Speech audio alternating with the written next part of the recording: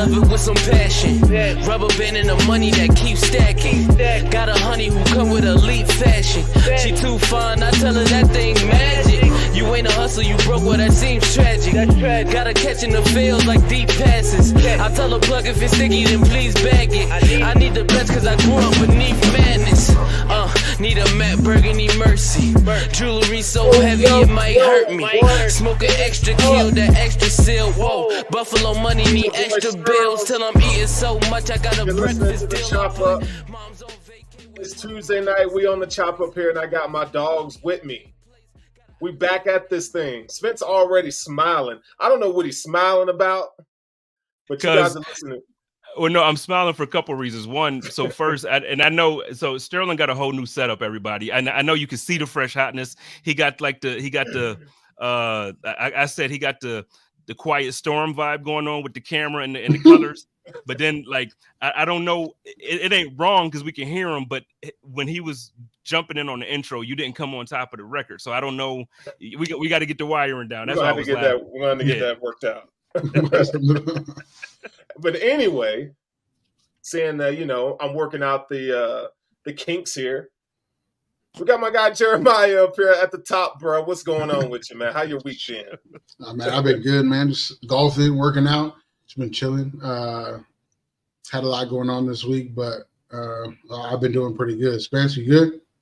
Man, I'm good. I've been busy. I've been busy too. Been tired, really tired, but it's a lot coming up and that we can be excited about. So like I'm gonna just start off by letting y'all know. Home opener weekend, not the season opener, but home opener weekend. Make sure y'all head out to Resurgence. The Chop Up crew is going to be there. Sponsored by fans of Buffalo. We are releasing our Buffalo Rumblings beer for the third year in a row. It sold out because y'all love it. So come back and support it again, and let's do it all over again. And then it's just been a lot going on. So yeah, I'm having fun. Yeah, man. And speaking of a lot going on and exciting things, the new Jordan Poyer shoes just dropped. And to more, we have the founder and the maker of the shoes, Eric Sarin, with us. How you doing, guys? Thanks for having me. It's a pleasure. Absolutely. How you been, Eric? How you doing out there? Yeah, good, very good, very good. Lots of sunshine, lots of warmth, and making a lot of shoes. You know, Cali is hot over there right now. It is. It is. we had a late winter, but it's full on summer now. We're burning up. What part of Cali are you in right now? I'm in Westlake Village. It's just nestled above Malibu. Short drive to the beach.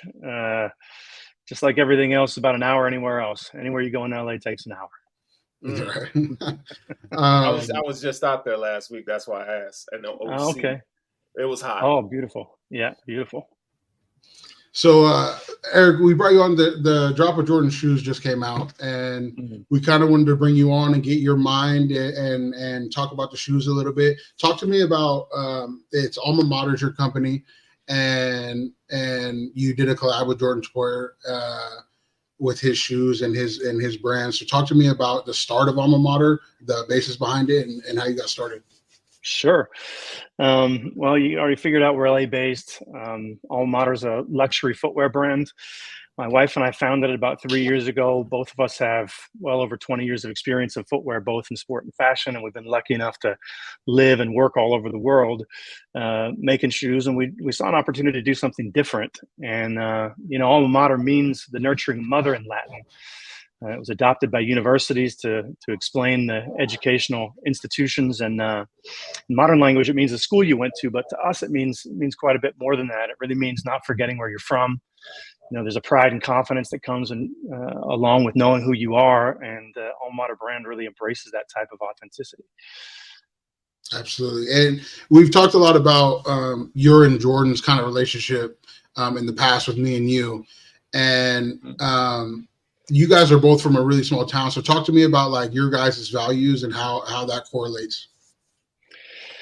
Yeah, I mean, Jordan and I share that small town upbringing that you're talking about. We both come from Astoria, Oregon. It's a town of 9,000 people in the very northwestern part of the state.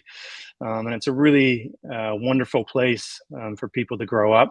And, you know, the influences that came along with growing up there are really at the core of what the brand means, our ethos, and our core values. And I know it's also at the center of Jordan's value set. And what that means is we take community first approach to our day-to-day operation, and just about everything we do. The values of hard work, honesty, generosity, and really helping others out are more important than ever in the world today. And so, simply put, Alma Mater is an international brand that's built on small town values. Right. And it's weird how because I was around a little bit while you guys met, and how that got going with Steve and whatnot. And so, talk to me about like in that first conversation with Jordan, what was your pitch to him to kind of like get him on board with everything going on? Yeah, well, back to the community, it was several people that we mutually know that brought us together, which is again the value of a small town and supporting your community and your people. And of course we're making a sneaker collection here, and we make shoes just like it's our job, just like it's Jordan's job to play football. But the collaboration means a lot more. A lot more to us. It's a shared commitment to doing good things and giving back to the communities we touch. So the partnership, we didn't talk about shoes to start with. There was no luxury sneaker talk. It was really talking about helping people out, and that's really what's important to Jordan. And the efforts that we've been involved in through fundraising and support of the Jordan Poyer Foundation were really the start of the whole thing. And in a broader sense, I have to say, along the last 2 years, knowing Jordan, his influence on our brand, our team, and on me personally, it's really helped us to develop a purpose for the brand, and that's really centered around giving back and doing good in the world. Absolutely, I can see that as of late within Jordan, and I know I'm just hyping my brother here, but like that's something that he's really put forward, and through parenting, I guess, like he just wants to help as many people as he can out and however he can. So that I can see that correlation. And if we want to get into the shoes, talk to me about the new shoes and the shoe brand and exactly how you went about making it. Absolutely. So, I mean, man, we're so excited for this. It's been a couple years in the making, and it's a shoe that it's a sneaker that really reflects Jordan's off-field personality and his lifestyle. It's built like a dress shoe, super premium, leather inside and out, and there's also a ton of comfort innovation inside. So I kind of leaned on the years of experience engineering and designing sport performance shoes to bring that to life. And it's a shoe that it easily dresses up with a suit. It's just as comfortable dressed down with shorts and a tee. And the first colorway that dropped today, you showed some pictures of it. It's a crispy, clean white leather sneaker. It's absolutely stunning to hold in your hand, handcrafted with a bunch of attention to detail. And then there's a second really badass colorway. It's a black and gray. It's kind of mixed leather suede and nubuck that's going to drop in a couple of weeks. And man, we're just so proud of this shoe and the partnership. It's the best shoe we've ever made, hands down. And when you get the opportunity to wear a luxury product like this, it really brings another level to your confidence in your game. And we're just really fired up to get it on people's feet. Absolutely. Hey, I got something for you, Eric. Go ahead. Yeah. When you look at athlete shoes, one of the things I appreciate about this shoe is that it's very like professional, sleek, and stylish. Like, you look at some of these other brands and they're all lavish and they have all this extra stuff. I'm at the age now where I want like simplicity. I want something that looks nice, feels good. I could dress it up with any kind of outfit, and looks like you guys have captured that look pretty well. I love that insight. I like all kinds of shoes, and I got respect for all the designs that are out there. We want to let the quality do the talking, and it's a little bit like Jordan's game. The simplicity is something that's woven into it, and that's part of that reflection of who he is, and that fits really nicely with the brand. And how do you encapsulate that personality? Because like when we see Jordan Poyer on the field, like he's fiery, he's tenacious, one of the best safeties in the league. Walk us behind the process of how you like take that, persona and then put it in a shoe. Like that seems extremely tasking.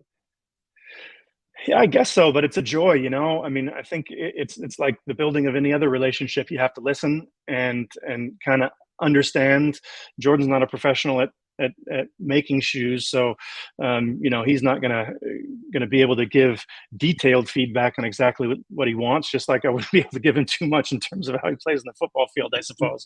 But he explains things with a ton of emotion and some simplicity, and it makes it easy to find the touch points that we hope make him happy. And because there's a close relationship through the community, it makes it easy to communicate. And there's always trials and tribulations of getting something right, and the trial and error that goes along with that. But like I said, it's really just a joy.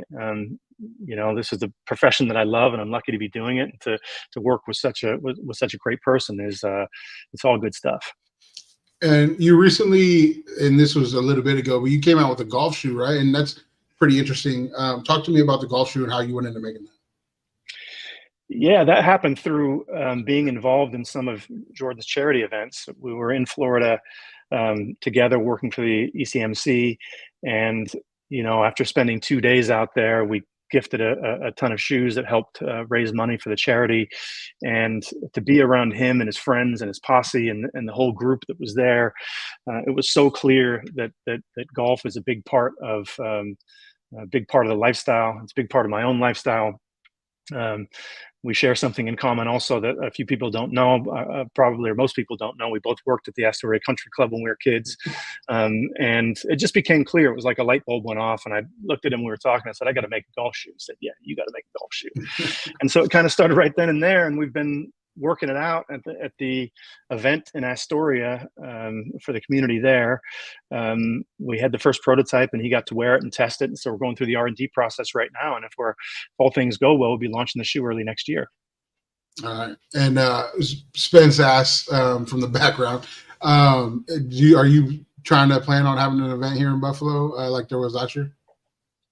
Yeah, we really like to do that. I don't think we have anything solid, but certainly it's our intention to get out there and show off the shoes and hopefully even try and wrap that up into doing some good for the community. But we would look forward to it. It was such a great experience to be there. I love Buffalo. The people were so kind. Here's a little side story. The night before the launch, the shoes didn't show up. Of course, that's the way things work. And so I called an Uber, and this older gentleman pulled up. I told him the situation. He turns off the meter. He said, get in, we're going out to get him. Drives me out in the pouring rain, helps me, pack the boxes. And, that's just the vibe that I get from Buffalo. And absolutely. Jordan sent him a video and sent him some, I believe, some tickets or pair of shoes or something. But that really left an impression on me. And so, man, of course I want to come back. City of good neighbors, huh? That's right.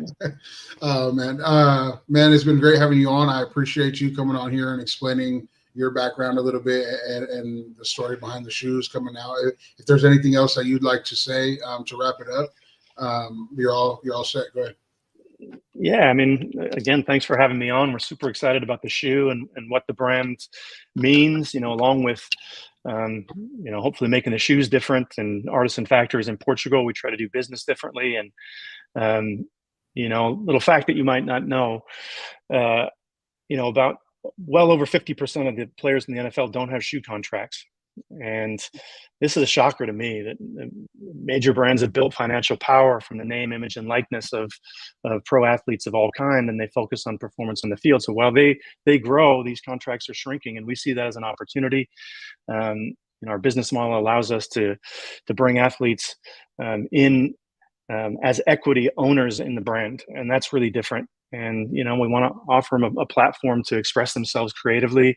More importantly, engage in meaningful community activities. So, Alma Mater is a player-owned luxury brand. We're growing our family, and we're excited for the future and things to come. Absolutely, players out there, you hear that? If you're looking for a shoe deal, call this man. It's going to get you on a shoe deal and maybe some equity. You know what I'm saying? That's right. Join the family. Join the family. Well, I appreciate having you on, Eric, and I hope you have a great rest of your day. I appreciate your Spence said he needs a shoe deal. Yeah, all right, bro. Give me a call. Absolutely. Give me a call, Spence. I'll be calling. Don't worry. I'm gonna call you. I'm gonna call you. All right. Hopefully, we'll see you all out here on December 23rd. We get that matchup here in LA. It'd be great to host you here, take you to the store in Malibu, and get some shoes on your feet. Absolutely. Yes, sir. All right. All right, Eric. Thank you, gentlemen. Thank you, sir.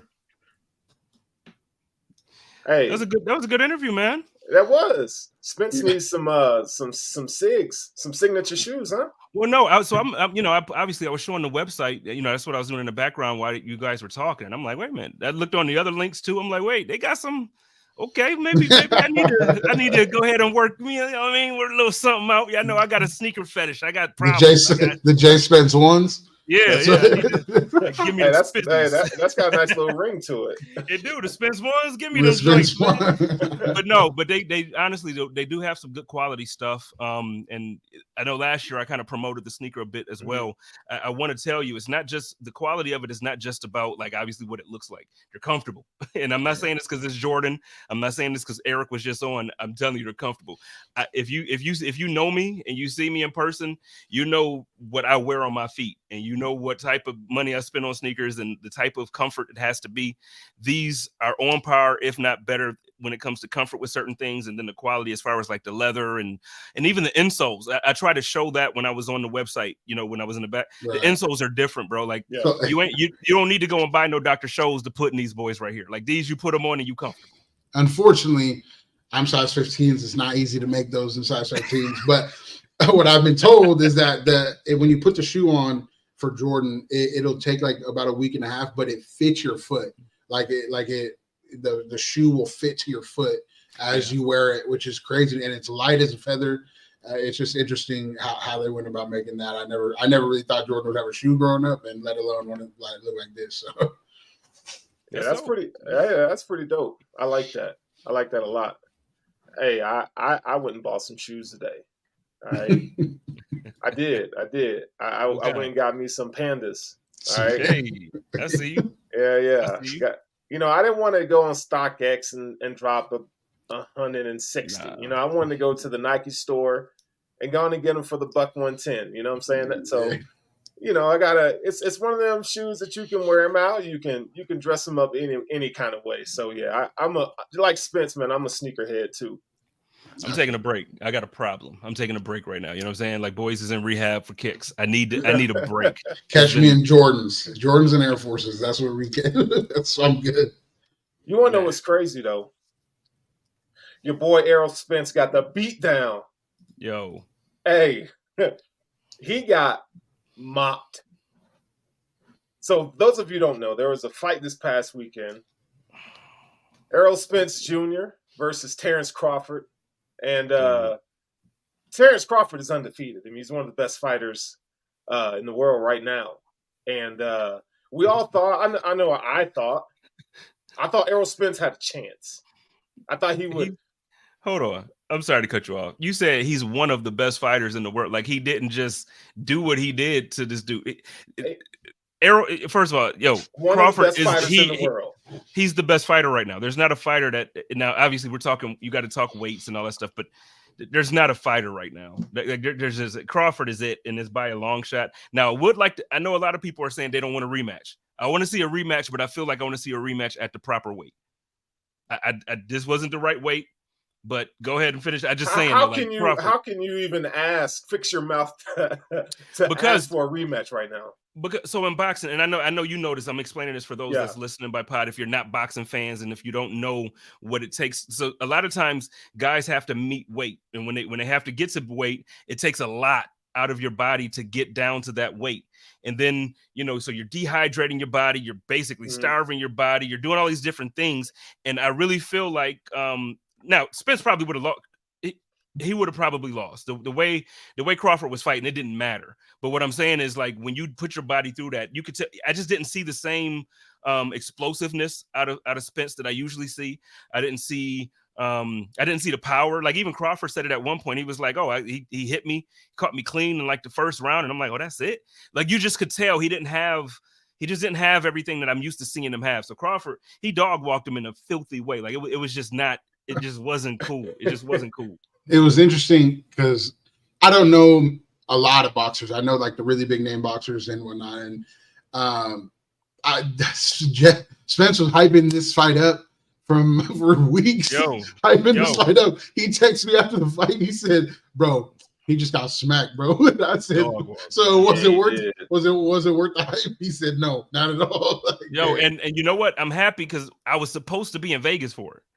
Like that was the plan. I was supposed. Man, I'm so happy I ain't go to that. Man. No. I'd have been so tight if I would have spent thousands of dollars to go to a city for a night like that. It's interesting the correlation between like UFC and boxing, where if you pay to go to a UFC event, you're paying to go see a fast knockout. That's what you want to see. You want to see a 4-second banger of a knockout. And then boxing, you want to see a long, like jawed out, like somebody gets knocked down, come back. Well, no, it depends. It does depend. Like, because I mean, there's some fights, like for instance, there's certain fighters you might not like, and it's like, okay, all right, he's been talking to this dude. We know this dude is who he is. He about to knock his ass out. So I mean, so you might have that. This fight though was like, it was supposed to be the two best fighters in their weight class unifying the titles. Matter of fact, the one that lost had more belts. You know what I'm saying? Like this was supposed to be. Let's take a time machine and Jordan versus Kobe. 1-on-1. This is what that fight was supposed to be. Like, bro, it's not that. It wasn't that. But hey, you know what though? See, sometimes I don't know if y'all feel like this, but when Tyson was fighting, like I wanted him to knock a dude out in 10 seconds or less, right? That because Tyson was that dynamic. Nowadays, when I'm watching a fight, I need to see what your entrance looks like. And Errol Spence lost me, bro, with Big X from Texas. Y'all know who he is? I do now, but I didn't. I mean, he ain't bad. All right. No. You know, he from Texas, and that's this whole song is about Texas or whatever. and then, you know, you had Crawford coming out with Eminem, bro. Oh, did he? And I was like, okay, all right. Yeah. It's like you had a guy who was wanting to be like the guy, and then you had Crawford, who was he's already that dude. Like he just came out there, and when you watching the fight, you just looking at him like he's not even trying. Like that was the craziest thing to me. Like it's like he wasn't even trying. It was wild. I've never seen that energy. I'm telling you, do it at the proper weight. With you know what I mean? Like I'm telling you, you'll see a different. Now again, I still don't. Based on what I saw from Crawford, I just don't. I don't see fight. It'll be a better fight. Yeah. That's all it is. But I mean, I don't see nobody beating that dude. He need like another year behind. What weight class is this? Where did they fight at? Was it 130? What? Let me see. Go ahead. Keep talking. I'll look it up. Yeah. The reason I asked is because like Haney and them is Haney in that same class? Okay, so like Crawford's beating Haney then. I'm not that. Crawford's beating everybody, bro. Like Crawford's beating everybody. Dang. Yeah, it's like that. It's like that. But they fought at 147. 147. And he's irregularly at 135. So like, is that what, or is he more? Or are you saying what's the correct weight class you want them to fight at? You know what? Y'all might be right about that, man. It don't even matter. No, because I mean, like, what? Because I'm saying that earlier, and then I'm looking at this, like, what I'm looking at. So I'm looking at the statistics on it, and I'm looking at also like the fights that Spence has won at different weights, and the same thing. I just don't. It might not even matter, man. I don't know what weight I want them to fight at. It don't even matter, man. What fight is there to make in boxing anymore? I mean, unless you want to watch Jake Paul. I want to see him get knocked out. So, like, yeah, I do want to watch Jake Paul. I want to see him get. I like, you know what I mean? I'm not going to say anything bad about Jake Paul, but I would like to see him get tested and actually have a fight. You know what I mean? That's one. I'm interested in that little scene of boxing. Don't your brother kick it with him, with Paul, or he works with him? Not work. Like, he works with that better, like the better organization. He works with them. Like he's a like behind the scenes, he's a cool dude. Like his character kind of sucks. You don't really like his character all that much, but behind the scenes, Jake's a cool dude, smart dude. Yeah, kind of gotta be though. Yeah, absolutely. Hey, when we talk about, there was a lot of clowning going on this past week. You know, we had the Errol Spence fight. Right, Terrence Crawford, and then we had another fight, okay, with your boy Nate Hackett and Sean Payton Did y'all and we call that a fight. Nowadays, with the new kids, we call those fights. Okay? That's a scrap. Okay? And there were no hands thrown, folks. That's a scrap. It was a scrap of words. So, for those of you who don't know, Sean Payton took over as head coach of the Broncos, Mile High City, right here, and he was asked about Nate Hackett, and he has a few choice words about his coaching job, basically saying that he's trash, like he should never coach again. And Nate Hackett took offense to that. Now, before we dive more into the story, I need y'all's reaction, because I don't know if y'all have heard what Nate Hackett had to say. I don't know if y'all know that, but Jeremiah, let's start with you. Spence will end with you on this one. I caught wind of the tweets and everything going on in the interviews, and look, Hackett wasn't that great of a coach when he was in Denver, but he wasn't really dealing with a good Russell Wilson either. And so I just don't think it was a good match. Now, why you just took his job, there's literally no reason for you to come in and say anything about the previous head coach. Just come in and be the coach. And I do like what Aaron Rodgers said and had his coaches back, and Aaron Rodgers is doing everything right to be a good teammate. And so I enjoyed that part of that conversation. The little scrap between head coaches talking trash about the other head coaches, it's petty, little children. It is petty, but it's funny. It's kind of funny, though. It's kind of. Spence, what you got on this? Well, first, I just want to say something real quick. Obviously, last week has been a very unique week, I think, for this organization. And, I've been involved in this business my whole life, 43 years. And as a coach, as a coach's kid, we live in a glass house. We know that. We all live in different rooms. We all got a key for it. And it's one of those things that there's a code, there's a way things are done in that house. And, this past week, it's frustrating and it sucks, but we're all susceptible to it. There are things that you do, mistakes you make, and it costs you time on the field, costs you your job, all those things. And I own all that stuff. I mean, it's that fact. I got no excuses. That's how we live here at the New York Jets. That's how we've lived everywhere I've been. No excuses. So I own all those things, and it's unfortunate that had to happen, the comments that were made, but hey, they did. I'll tell you, I was probably more surprised that they happened now. Was definitely expecting them in week 5. So I'm almost thankful that we got that out of the way. We all understand where certain people feel and think, and I'll tell you, you can always look at that silver lining. And man, this organization, these players, the coaches, Saleh, just the entire organization, Woody, Jaime, Gelfand, everybody has been unbelievable. I think that's something that is just awesome. It's brought our team together. Even the old players that I've coached very recently, just being. All right, enough of all that. We don't care about all what he used to coach and who you talking to. But I will say, it's one of those things where, so as a member of the media now, I appreciate Sean Payton being so candid with how he felt and what he, and what we all said about Nate Hackett last year. From the first primetime game last season when the Broncos didn't let Russell Wilson go for it on 4th and whatever to try and get a first down to get closer for the field goal or try and get a touchdown when you just paid him all that money and traded away half of your draft picks for the next 50 years to get him. You still didn't trust him enough to do it. So from that moment all the way up until he got fired, we've all been saying the same stuff that Sean Payton just said. Now, do I think that's the way you handle things?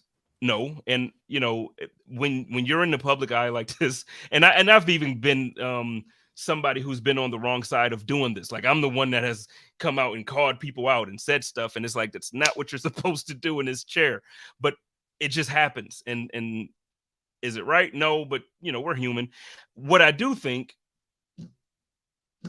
do it on the field. Do it on the field. Everybody in the comments, and I agree with everybody, they're like, yo, Sean Payton just put a bounty on himself. You know what he did? I think he wrote a check that hopefully his team can cash for him, because it's not just going to be the Jets. I know people think that. It's the NFL though, man. And these relationships that people have, like you got players on other teams that actually probably fool with Nate. The players in Buffalo loved Nate when he was here. I don't know if everybody remembers how Nate Hackett was in the locker room in Buffalo. People loved him. It wasn't, now, did we think he was the greatest coach? Maybe, obviously we know he's not the greatest coach. But as far as people and the players, and I'm going to just tell you, you publicly come out and talk about somebody's guy. That's like somebody coming out and talking about Sterling right now or talking about Jeremiah. Like, whoa, hold on. You talking about my guy? Nah. Okay. So I just think people need to. Yeah, I'm looking forward to week 5. Oh yeah. It's gonna be live. Like, I mean, it's good for football. It is good for football. Yeah. I mean, let's be candid though. Like Nate Hackett. I mean, just because I hear it out here, like he didn't do a good job. I mean, sometimes people aren't meant to be head coaches and they're great coordinators, right? Or, I mean, maybe there's other factors we don't know about that was in the Broncos organization that they're not going to publicly come out and say.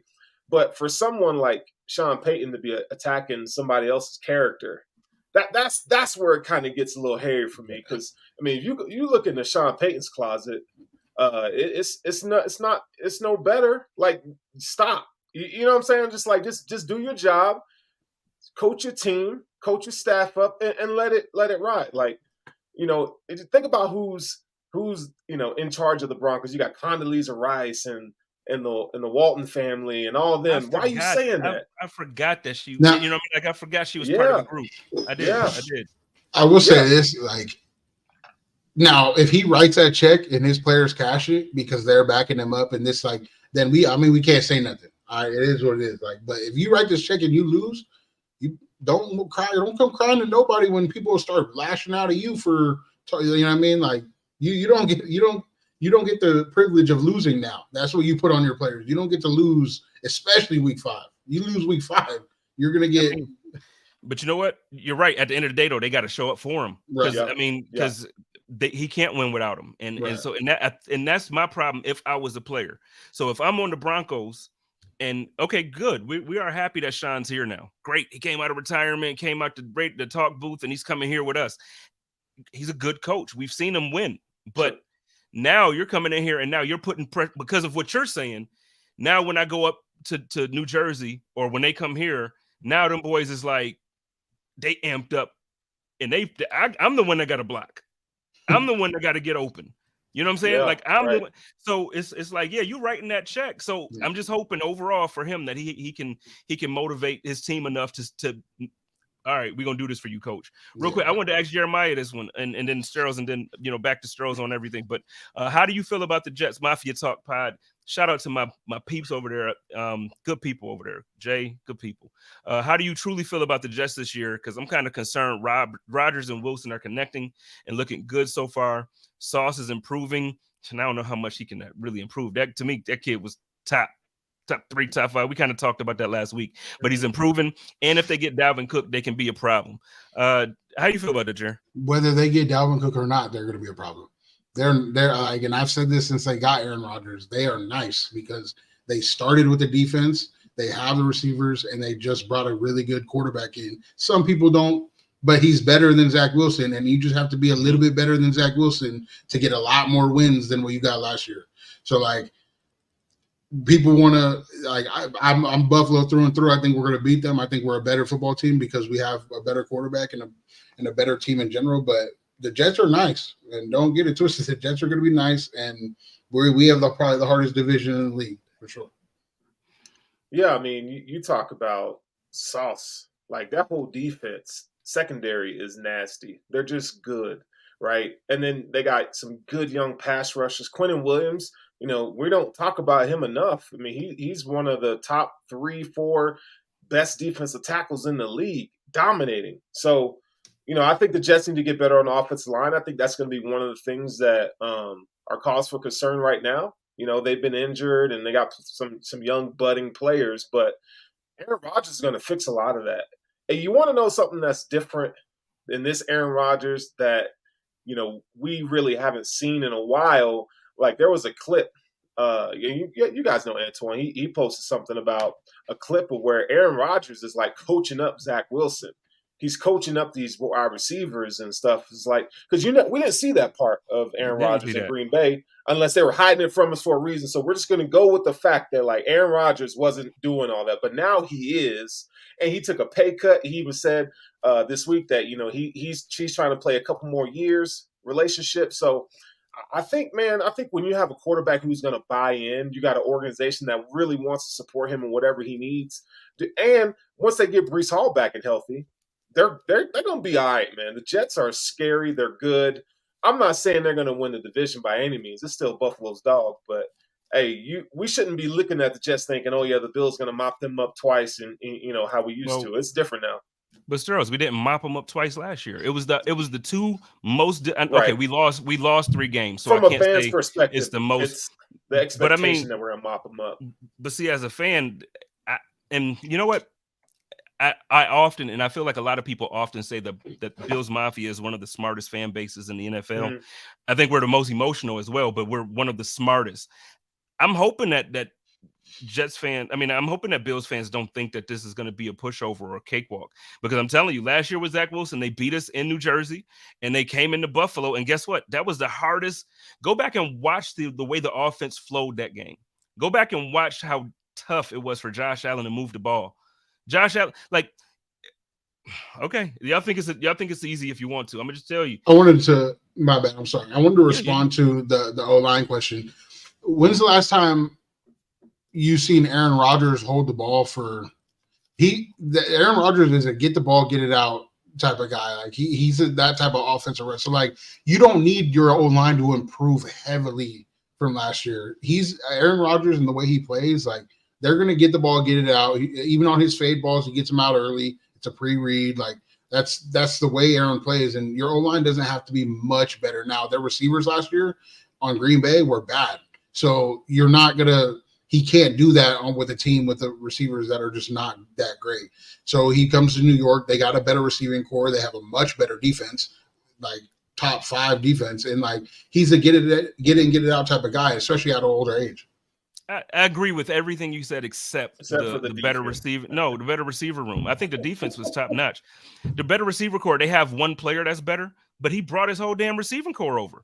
Like I honestly, I feel like if they would have kept the receivers that they had and didn't bring over, I don't know who's about to retire right now that he brought Randall Cobb. You bring over Randall Cobb and then you trade away somebody like who they trade to the Browns.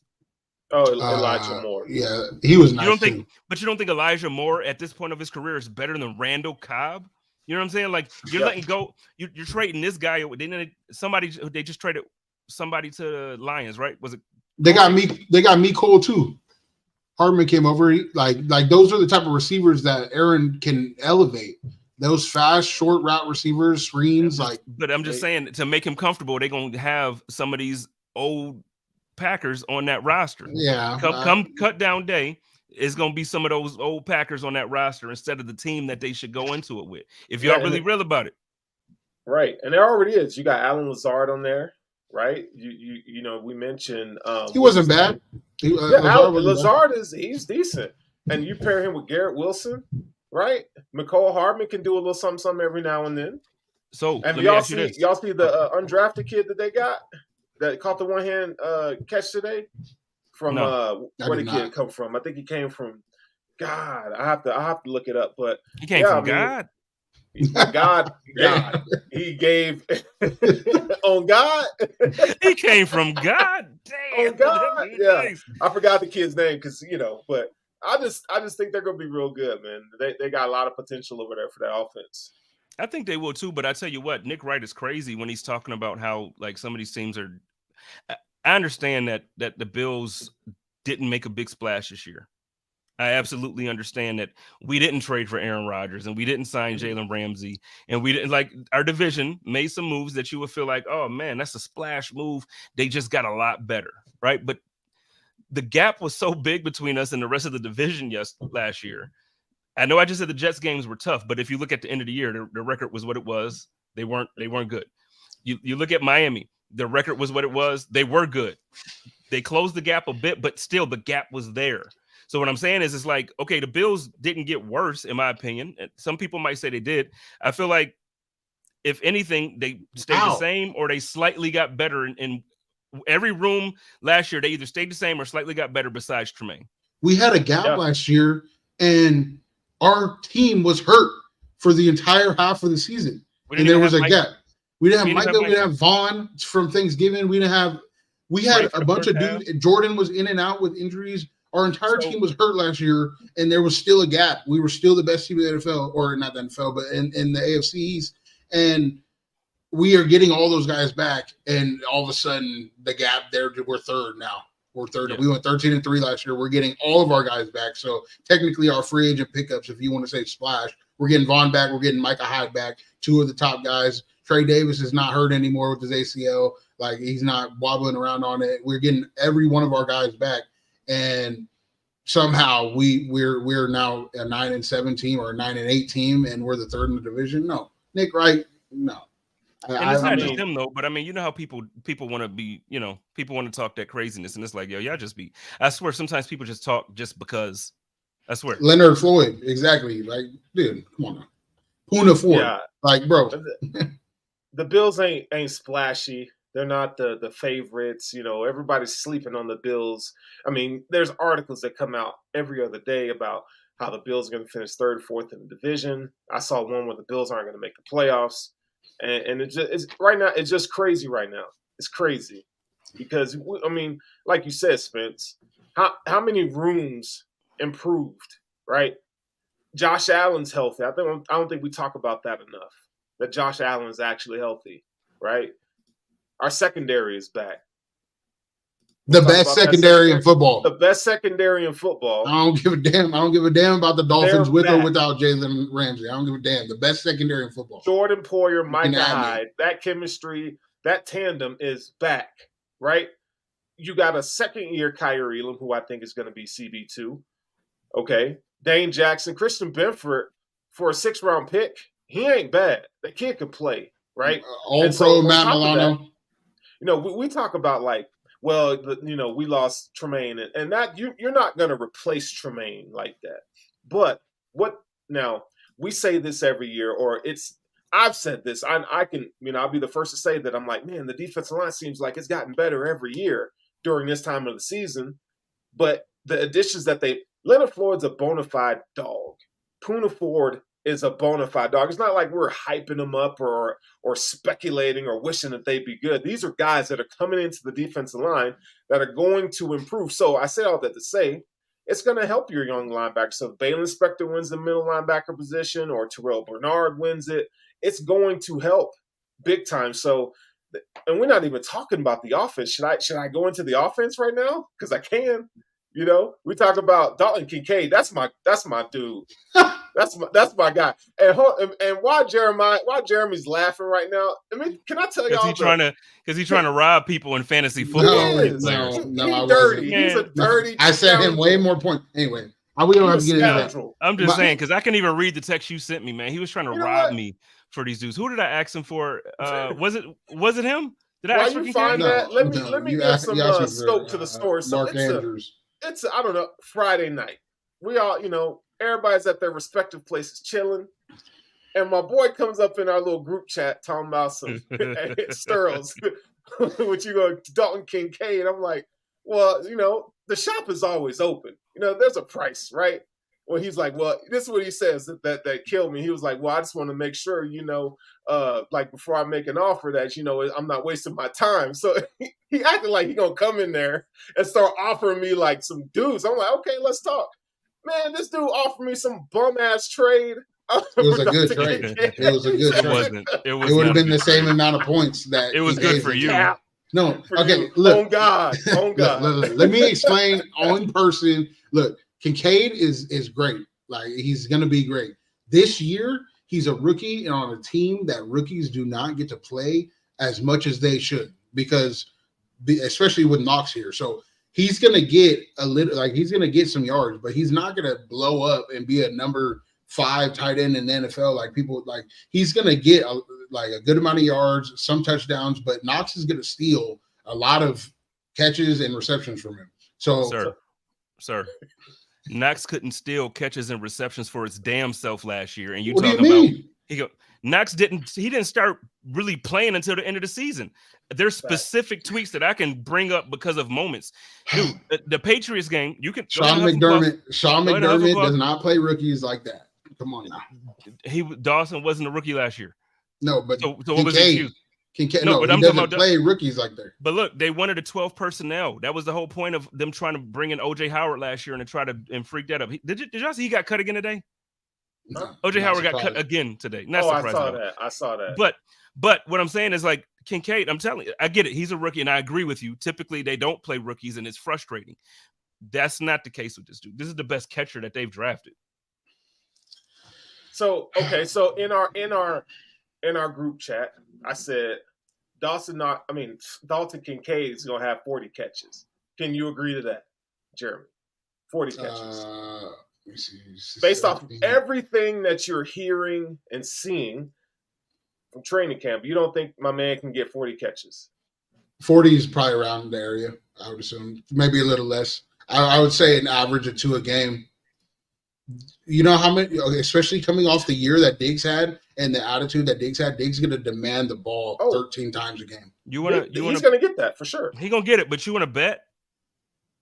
I said I'd be around that. I said it'd be around 40. Stand 10 toes down, baby. You want to bet though? What are we doing, over under 40? I'm going over. You want to bet? So I'm talking about cash. Forget all this other stuff. I'm talking about cash. You want to bet? I'll go under 50. I'll go over 50. I'll take the over on 55. You want to bet?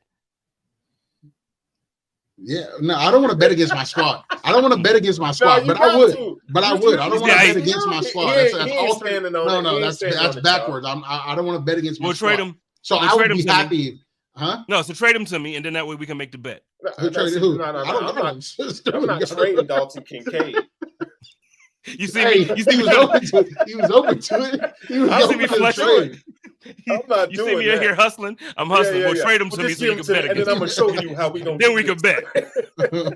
Okay, so yards. So 600 yards for Kincaid. I would say that's an absolute ceiling. That would be my ceiling. I think he'll get he could get to 600 if he has a crazy year for the amount of I don't think they're going to play him every week. We're going to be wondering, why doesn't Kincaid play more? Why doesn't Kincaid get the snaps? Sure. Why is Dawson Knox still playing? Yeah, I do. I think Dawson going to be. I understand because I was right where you were, and I like I said last week, I'm really trying my hardest not to be.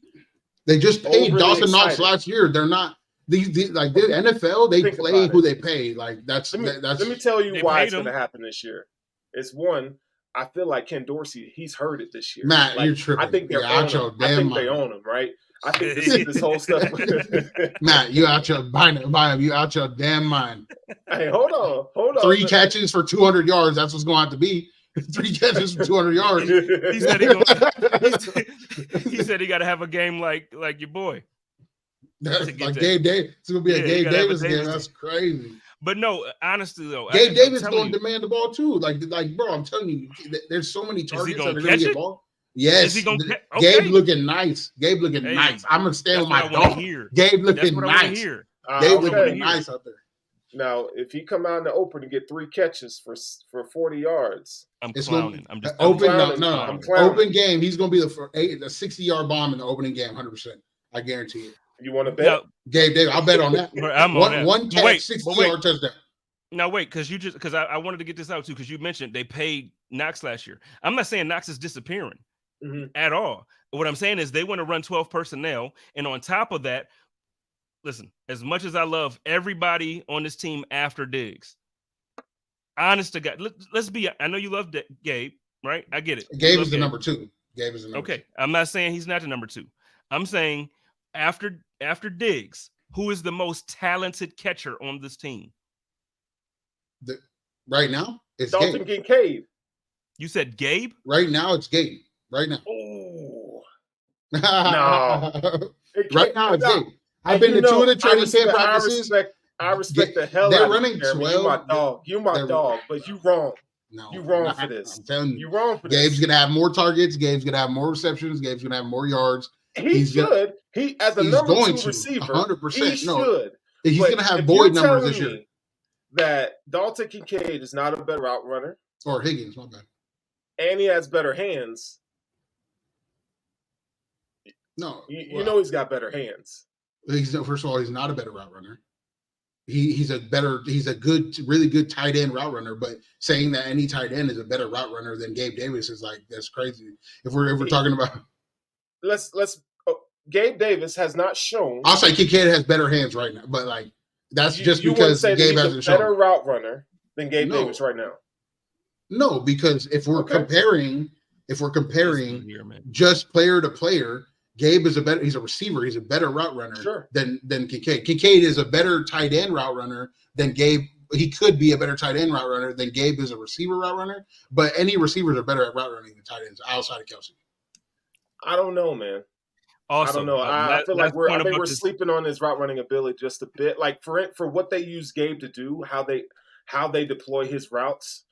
Like we heard in training camp. Hold on, we heard in training camp that Gabe is getting better in the short to intermediate. And they're going to start using him that way. So we know his production or catches are going to go up. So that'll be nice. But but Kincaid coming out of college right now, you can't tell me that Gabe Davis is better route runner and hands. And on top, he's a better route runner. I'll give you that. Sure. Kincaid's hands are better as the perception of what Gabe was last year. So if I'm going right now based on what I've seen, the same player last year and the year before that. I'm based off of last year, but I'm talking about what I've seen at training camp as far as the targets that Gabe has gotten in the camp. I'm just going based off what I've seen at training camp. Because Kincaid, all he has is training camp. He don't have no in-game experience. So we have to go based off what we've seen at training camp. Gabe has better hands right now than Kincaid has had. Gabe has not dropped the ball that I've seen in training camp yet. He has not been talked about dropping the ball. I've not seen one ball get dropped by Gabe in training camp. Because they won't let you report it. I've been to two. I've been to two of the days. And then on top of this, because I'm not hating on Gabe. I love Gabe. I've stopped my Gabe hate. So I'm not sitting here hating on Gabe. I think Gabe needs to be that number 2, and I want to see the type of year from him that will give him the contract that I feel like he should get. I want him to stay in Buffalo. Yeah. So I'm not hating on Gabe. What I'm saying is, though, you are bugging if you think the first offensive player, the offensive weapon that the Buffalo Bills have used the first-round draft pick on since Josh Allen, you're bugging if you're telling me you don't think he's going to be involved in this offense. I'm talking about heavily involved. I don't mean like 400 yards or 40 catches. I'm talking about I'm telling you, they spent their. Let's just go based off of. Fam. Since Brandon Beane and Sean McDermott have been in Buffalo, they have drafted defensive players on offense besides Josh Allen. They even doubled down in the first 2 rounds. They understood this year, oh crap, we actually need somebody besides Stephon Diggs, because that's what the problem has been. I'm telling you, bro, they didn't draft him because of they drafted him because they needed another person in this offense, not because of nothing else. He's taking the McKenzie targets and Nicole Beasley targets. He's also taking he's going to take some of Knox's targets. You're telling me he's taking all of the McKenzie targets. And I mean, McKenzie we got Deontay Harder. No, but we got Deontay Hardy. We got Sherfield. We got Gabe. We got Cook. That's going to get receptions. We have a variety of weapons that is going to be used. You think they're getting targets over? And I'm not talking about Cook. I think Gabe's getting 1,000 this year. I think Diggs is getting close to 1,500. So I think Gabe's going to get 1,000 this year. So if I'm not saying Josh is getting 5K yards. Yeah. So I'm saying around like 2,000 left to spread to the rest of the targets. I don't think Kincaid's going to get. All right, my dude. Hey, listen, now if you are here thinking that Josh putting up eight grand, and we're going to run the ball more this year.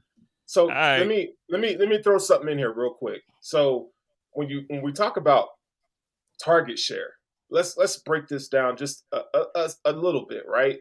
So Josh Allen last year had 567 passing attempts, 646 the year before, 572 prior to that. That's a lot. So I think there's going to be, Diggs is going to get his, 130 targets. Gabe could get 90 targets, and Kincaid can get a lot of targets. I mean, that what I just rattled off, that's only like 280, right? We're still talking about another 300 so targets. Like, there's a lot to be, strewn about here. Like, everybody can eat if they want to. You know what I'm saying? So Kincaid gonna have his share, and Gabe He's Davis gonna have a share, his. and I'm not saying he's not gonna have Absolutely. a share. He's gonna get his. He just I'm needs saying to he's not gonna get capitalize. Like, 600 yards because he's gonna get a lot of short throws. 15 drops like that we cannot have. Like, seriously. But Kincaid, I mean, we can like Gabe Davis and like Kincaid too. That's the beauty about it. Like, Kincaid gonna get his, and man, you just Sterles, it's like, go ahead, Sterles, you being too nice, man. Uh-huh. You can like Gabe, but still be honest about Gabe. Like, you saying all this stuff about training camp, and I'm not hating on that. I haven't been to training camp, but all around the league, I'm seeing all of these clips from players that I saw a great interception from a rookie in with the Giants yesterday with his left hand, one-handed like this. That was insane. It went crazy. You think he's gonna be doing that when they play against the Bills? You think he's gonna do that when they play? Who cares about training camp against? You know what I'm saying? I'm talking about wait. Game. The only information we have on Kincaid is training camp, bro. I understand that.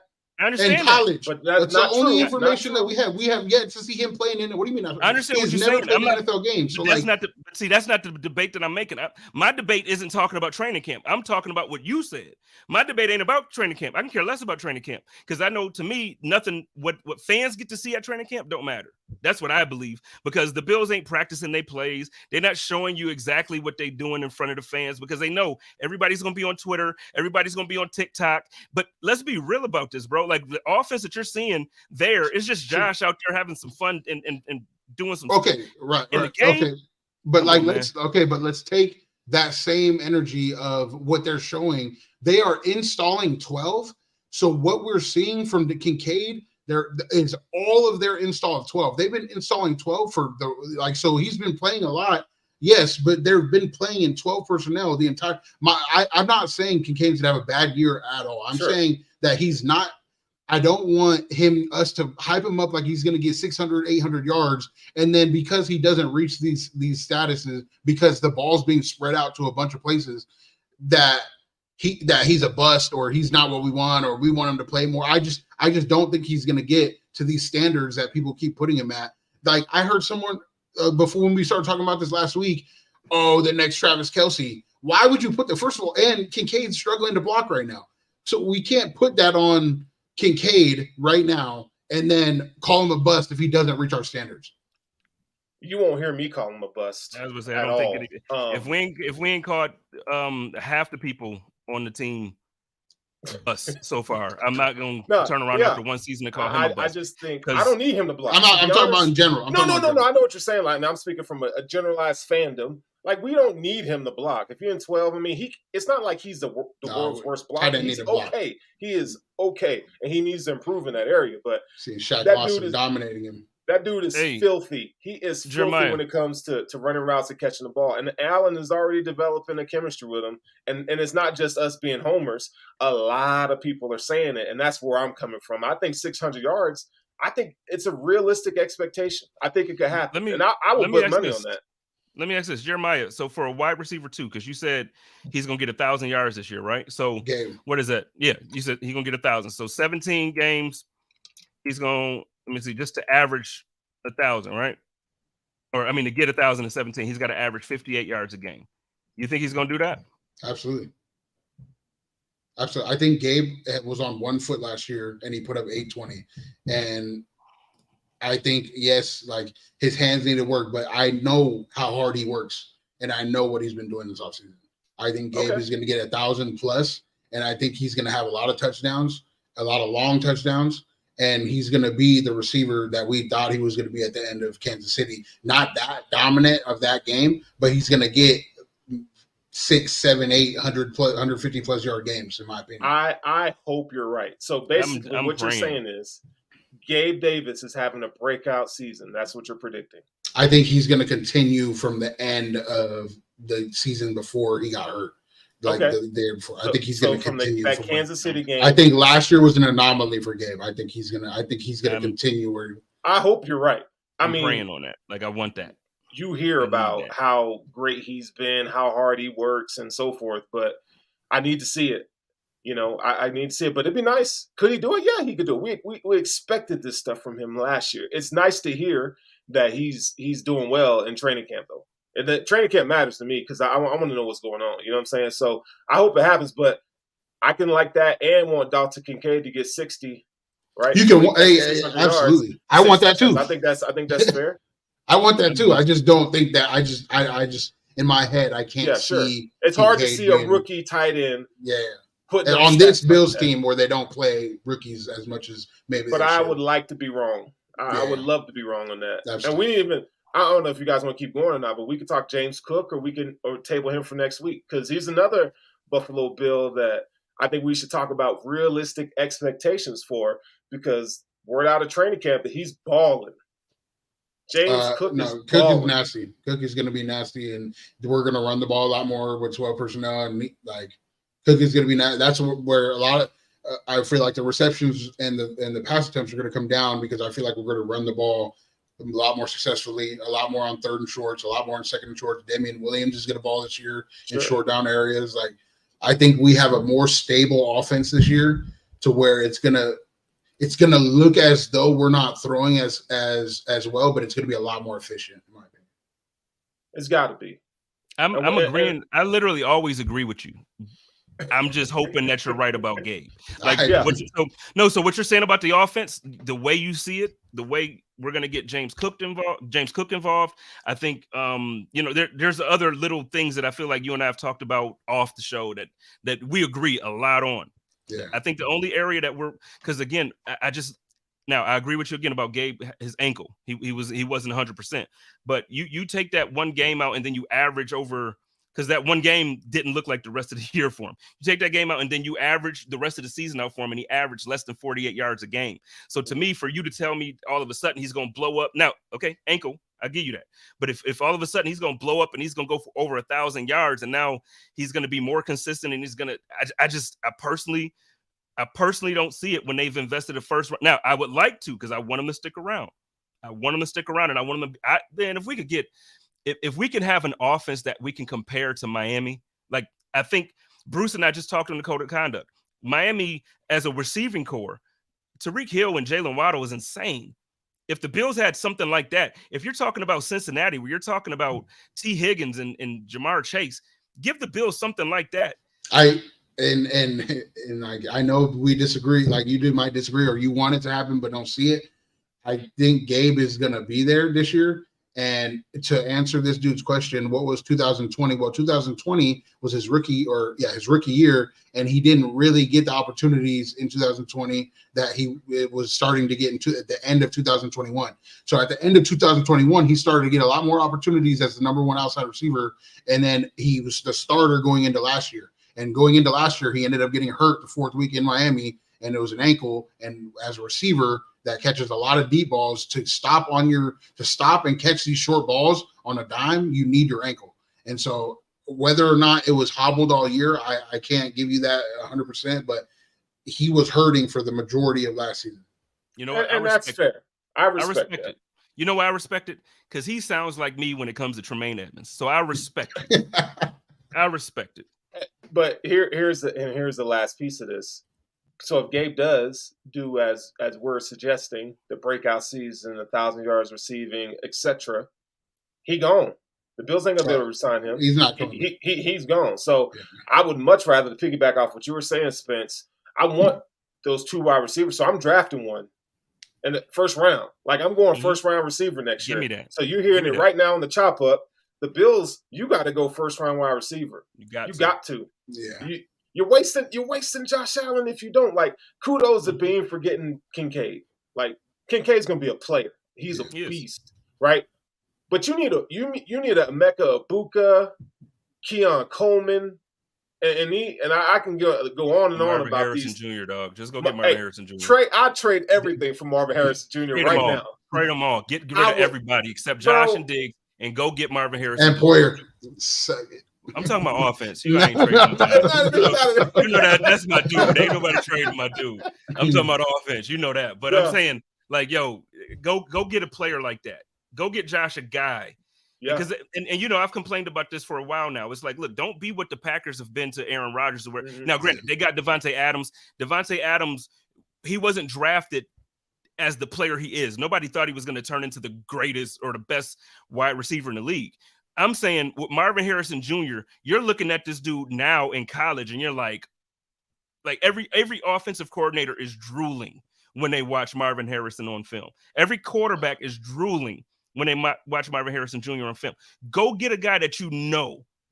The Bengals, they knew we need an offensive line for Joe Burrow. We can't protect this guy. Well, we're going to get Higgins. Jamar Chase, Justin Jefferson. We're going to get it. They knew we need a line, but hey, T. Higgins, hey, Jamar Chase. Like they knew.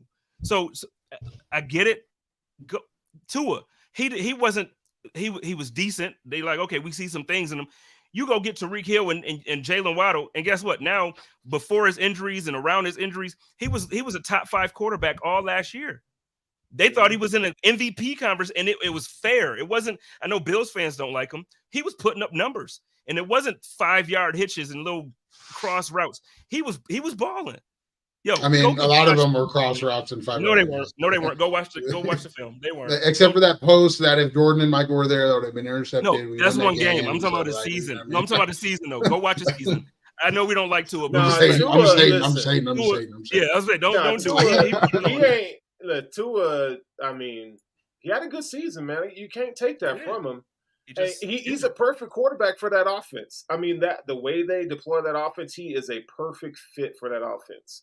That's what you're supposed to do. You're supposed to find guys that fit what you're trying to do, what you're trying to accomplish in Tua is that for the Dolphins. So to answer Matt, like the O-line can always be found deeper.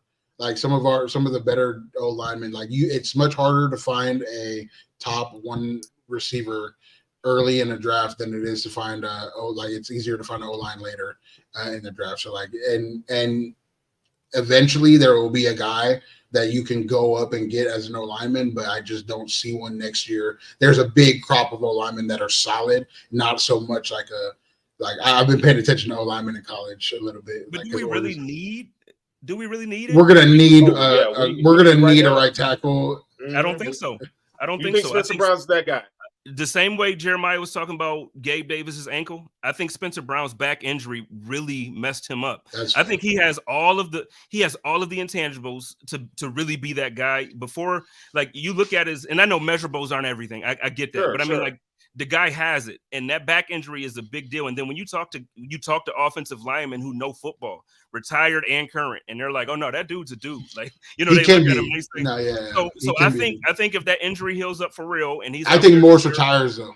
That's where I was coming. I think Bates goes to center, Morse retires. We're going to need a guard. I think he should. I wrote that article last year because your boy Osiris Torrance. I mean, you saw him.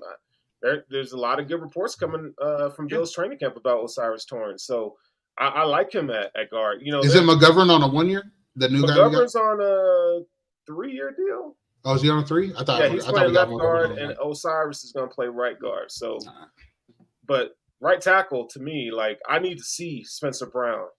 I need to see him produce. That's it for me. Like I'm with the dude, he has the ability. He has the talent. That's what's frustrating about it. Right. Mm-hmm. But again, you know, it's like watching quarterback when you hear about what these guys are going through week to week, it kind of made me like take a step back and go, all right, like I need to have a little bit more grace for guys like Gabriel Davis, Spencer Brown coming back from injury. Like, let's see how it plays out. But Tre'Davious White is another one in that regard. Von Miller, the Bills, we can go on and talk about Bills injuries, but he's got to prove it. Like, it's one we got to thing resign Micah. It's one thing to talk about Jordan Poyer, Micah Hyde returning from injuries, but it's another thing talking about Spencer Brown because those guys are proven. Spencer Brown is not proven yet, right, and we want to see that. We want to see that. Same way Gabe Davis ain't proven yet. I got you. I'm with you. Now, Gabe Davis has showed a lot more flashes though. Gabe Davis showed a lot more flashes in important times. I think Spencer's rookie year he showed a lot of flashes.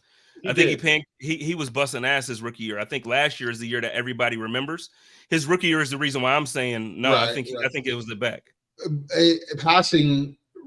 His pass blocking has always been Like his rookie, like as a run blocker, he might be one of the better when he's healthy. Might be one of the better on the offensive line. His pass blocking his rookie year was a little bit suspect, and I was expecting him to get better at that as next year. Mm-hmm. Now, his back, like I'm not into details about what his back was doing. Sure.